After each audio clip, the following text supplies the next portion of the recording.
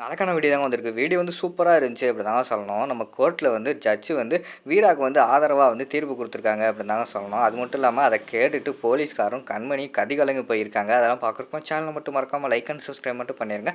First எடுத்த உடனே புதுசா வந்து ஜட்ஜா வர்றது வந்து பாண்டியராஜ் தானே. அவருக்கு ஒரு இன்ட்ரோடக்ஷன் குடுக்குற மாரி தான் காட்டிக்கிட்டு இருக்காங்க. அவர் வந்த உடனேயுமே வந்து கோர்ட்டுக்கு வெளியில வந்து ஒரு டீ கடை இருக்கு. அந்த டீ கடைக்கு போறாரு. போன உடனேயுமே வந்து பால் அதிகமா கொஞ்சம் கம்மியா, சுகர் வந்து அதிகமா இருக்கணும். அதே மாதிரி இனிக்கக்கூடாது. டிக்காசன் வந்து ஸ்ட்ராங்கா இருக்கணும். அதே மாதிரி லைட்டா இருக்கணும். அப்படி ஒரு டீய போடுயா அப்படிங்கிற மாரி சொல்லிட்டு இருக்காங்க.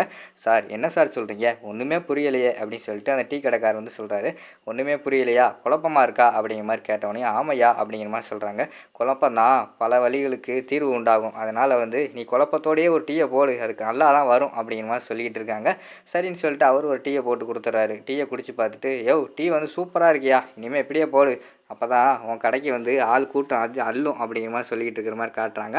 அந்த இடத்துக்கு வந்து வீரா வந்து வராங்க. வீரா வந்தோடனே அண்ணே எனக்கு ஒரு டீ அப்படிங்கிற மாரி சொன்னோடனே உனக்கு எப்படிம்மா போடணும் அப்படின்னு சொல்லிட்டு அவர் வந்து கேட்காரு. வழக்கம் போல் போடுற மாதிரியே போடுங்கண்ணே அப்படிங்கிற மாதிரி சொன்னோடனே அவர் டீ போட்டு கொடுத்துட்றாரு. டீ குடிச்சிக்கிட்டு இருக்காங்க. அந்த இடத்துக்கு வந்து 2 போலீஸ்காரங்க வந்து ஒரு அக்யூஸ்டை கூட்டு வராங்க. கூட்டு வந்தவொடனேயும் அந்த அக்யூஸ்ட் கிட்ட வந்து போலீஸ்காரங்க வந்து பேசிக்கிட்டு இருக்காங்க. ஏய் இன்னைக்கு வேற புதுசாக ஒரு ஜட்ஜு வராராம். அவர் வந்து பயங்கரமான மாங்காய் மடையன்னு சொல்லிக்கிட்டு இருக்காங்க. அவருக்கு எதுவுமே தெரியாதான். பெர்ஃபார்மன்ஸுக்கு தான் மார்க் போடுவாராம். இன்னைக்கு பெர்ஃபார்மன்ஸ் பண்ணி ஒழுங்கா நடிச்சிரியா அப்படிங்கிற மாதிரி சொல்லிக்கிட்டு இருக்காங்க.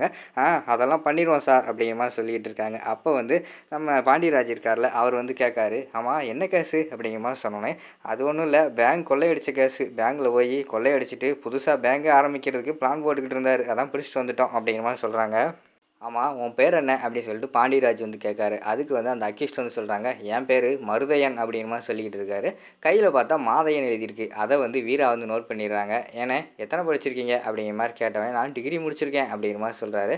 அப்புறம் எதுக்கு என் பேரை வந்து மாற்றி சொல்கிறீங்க? கையில் வந்து பச்சை குத்துறதே வந்து உங்களோட பேரை பார்த்து சைன் போடுறதுக்கு தான். அப்படி இருக்கும்போது எதுக்கு நீங்கள் பேரை மாற்றி சொல்கிறீங்க? யாரை காப்பாற்றுறதுக்காக யாரை வந்து பலிகடா ஆக்கிட்டு இருக்கீங்க அப்படிங்கிற மாதிரி சொன்னோடனையும் அவர் வந்து ஜட்ஜு தான் அங்கே இருக்கான்னு தெரியாமல் அவங்க வந்து உண்மையை வளரிடுறாங்க. மேடம் அதெல்லாம் உங்களுக்கு தெரியாது, இதெல்லாம் எங்கள் விஷயம், பேசாமல் இருங்க அப்படிங்கிற மாதிரி சொன்னோடனே பாண்டியராஜ் வந்து கேட்குறாரு, என்னையா உங்கள் விஷயம், எனக்கு ஒரு ஆள் தேவைப்படுது, ரெடி பண்ணி கொடுங்க அப்படிங்கிற மாதிரி சொன்னோடனே அதெல்லாம் பண்ணி விட்ருவோம் சார். இந்த கேஸு கூட வேற ஒருத்தர் தான் ஆஜராக வேண்டியது, உண்மையான குற்றவாளி வேற ஆள். சரி இவர் கிடச்சாரேன்னு சொல்லிட்டு தூக்கிட்டு வந்துட்டோம் அப்படிங்கிற மாதிரி சொல்லிக்கிட்டு இருக்காங்க.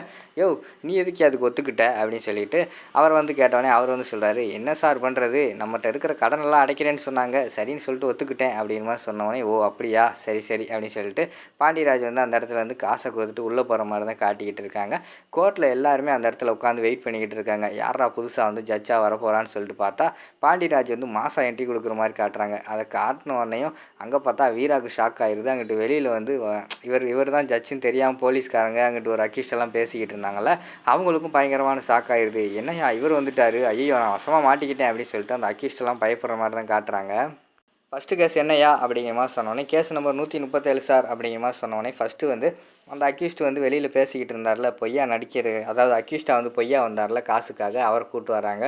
யோ உன்னை பற்றி எல்லாமே தெரியும், நீ பண்ண குற்றத்துக்காக 5000 ரூபா அபராதம் கட்டிக்கோ, 3 மாதம் வந்து ஜெயில் தண்டனை இருக்கணும். அதுக்கடுத்து வந்து உன்னைய வந்து பொய்யா ரெடி பண்ணி கூப்பிட்டு வந்த அந்த போலீஸ்காரங்களுக்கு வந்து 6 மாதம் ஜெயில் தண்டனை, அது மட்டும் இல்லாமல் 6 மாதம் அவங்கள சஸ்பெண்ட் பண்ணுறேன் அப்படிங்கிற மாதிரி சொல்லிட்டு அந்த இடத்துல வந்து தீர்ப்பு எழுதிறாரு. ஐயா ஐயா அப்படிங்கிற மாதிரி சொல்லிட்டு கதறிக்கிட்டு இருக்காங்க. யோ நீங்கள் பேசுனதெல்லாம் கேட்டு தான் ஏன் வந்தேன், யார் நான் ஒரு மாங்காய் மடையனா, போங்க போங்க கூட்டு போங்க, ஒழுங்காக வந்து இன்னும் ஒரு வாரத்தில் வந்து உண்மையான குற்றவாளி யாருன்னு சொல்லிட்டு கண்டுபிடிச்சி என் முன்னாடி கொண்டு வந்து நிறுத்தணும். அப்படி நிறுத்தலைன்னு வச்சுக்கோமே, அதுக்கடுத்து வந்து நான் என்ன பண்ணுவேன்னு எனக்கே தெரியாது. இதுக்கு சம்மந்தப்பட்ட ஆள் எல்லாத்தையும் தூக்கி ஜெயிலுக்குள்ளே அடைச்சி வச்சிருவேன் அப்படிங்கிற மாதிரி சொல்லிகிட்டு இருக்காங்க.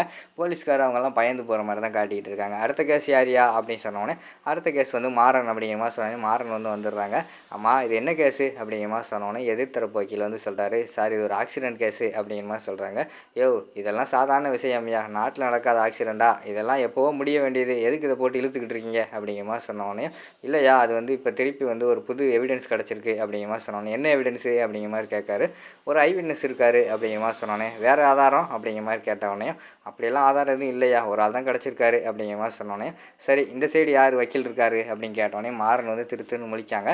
ஐயா நான் வாதாடுறேன்யா அப்படின்னு சொல்லிட்டு அந்த இடத்துல வந்து வீரா வந்து மாதம் என்ட்ரி கொடுக்காங்க. யாரா அது அப்படின்னு பார்த்தா வீரா. ஏமா நீ தானம்மா அந்த டீ கடையில் பார்த்த பொண்ணு அப்படிங்கிற மாதிரி கேட்டோடனே ஆமாங்க ஐயா அப்படிங்கிற மாதிரி சொல்கிறாங்க. ஏமா ஒரு நல்ல வக்கீலை பார்த்து உன் புருஷனுக்கு வாதாட வேண்டாமா, நீயே வாதாடுறேன்னு சொல்லிக்கிட்டு இருக்க அப்படிங்கிற மாதிரி சொல்கிறாங்க.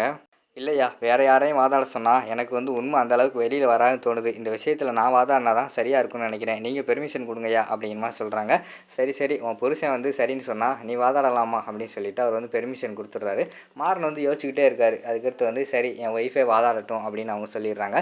எதிர் தரப்பு வக்கீல் வந்து அதெல்லாம் கிடையாது. எப்படி அவங்க வாதாட முடியும் அப்படின்னு சொல்லிக்கிட்டு இருக்காரு. யோவ் இன்னும் ஒரு 6 மாசத்துல ஒரு பரீட்சை வரும். அந்த பரீட்சைய போய் படிச்சு பாஸ் ஆயிட்டு வா அப்படிங்கிற மாரி சொல்றாங்க. என்ன சார் சொல்றீங்க? அப்படிங்கிற மாரி கேட்டவனையும், அது பரீட்சை பாஸ் ஆயிட்டு வந்தேன்னா, என்னோட போஸ்டிங்க்கு நீ வந்துரலாம். அதுக்கடுத்து நீ சொல்றத எல்லாரும் கேட்கலாம். இப்ப நான் சொல்றத மட்டும் நீ கேளு அப்படின்னு சொல்லிட்டு, நெத்தியில அடிச்ச மாரி அடிச்சிடுறாரு. அவர் வந்து அமைதியாவே உட்காந்துடுறாங்க.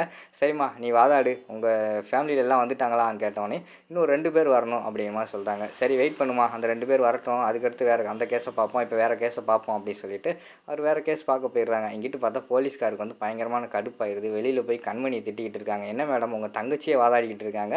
என்ன என்ன லூசுன்னு நெனச்சுக்கிட்டு இருக்கீங்களா? அவங்க என்ன பண்ணாலும் சரி இந்த கேஸை நான் விடுறதா இல்லை அப்படிங்கிற மாதிரி சொல்லிக்கிட்டு இருக்காங்க. உடனே வந்து கண்மணி வந்து அவங்க அம்மாவுக்கு கால் பண்ணி, அம்மா உடனே வந்து வீராவை தடுத்துமா, தடுத்து நிப்பாட்டுமா, எதுக்குமா அவள் இப்படியெல்லாம் பண்ணிக்கிட்டு இருக்கா அப்படிங்கிற மாதிரி கேட்காங்க. ஏய் அவள் கரெக்டாக தாண்டி பண்ணுறா, ஒழுங்கா வந்து சரி அவள் வந்து அவள் புருஷனை காப்பாற்றுறதுக்காக என்ன பண்ணணுமோ அதை கரெக்டாக பண்ணிக்கிட்டு இருக்கா, நீ அதை பற்றியெல்லாம் பேசாமல் ஒழுங்கா வந்து கோர்ட்டுக்கு வந்து சேரு அப்படிங்கிற மாதிரி சொல்லி திட்டுற மாதிரி தான் காட்டுறாங்க. அதோட பார்த்துக்கிட்டிங்கன்னா அந்த வீடியோ வந்து முடிச்சிடுறாங்க.